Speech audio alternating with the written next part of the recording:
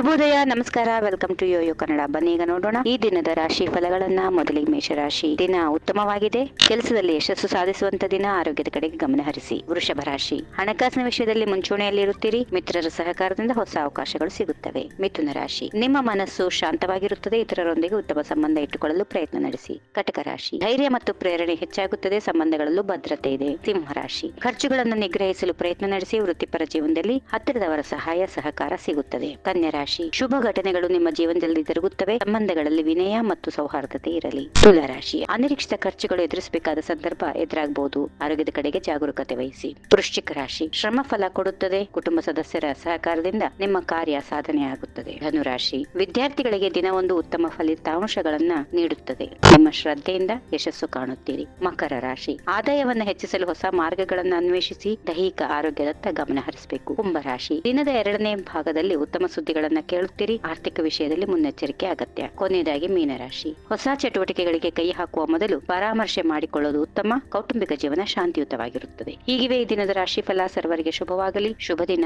ನಮಸ್ಕಾರ. ಈ ವಿಡಿಯೋ ನಿಮಗೆ ಇಷ್ಟವಾದಲ್ಲಿ ಲೈಕ್ ಮಾಡಿ, ಶೇರ್ ಮಾಡಿ, ಸಬ್ಸ್ಕ್ರೈಬ್ ಮಾಡಿ.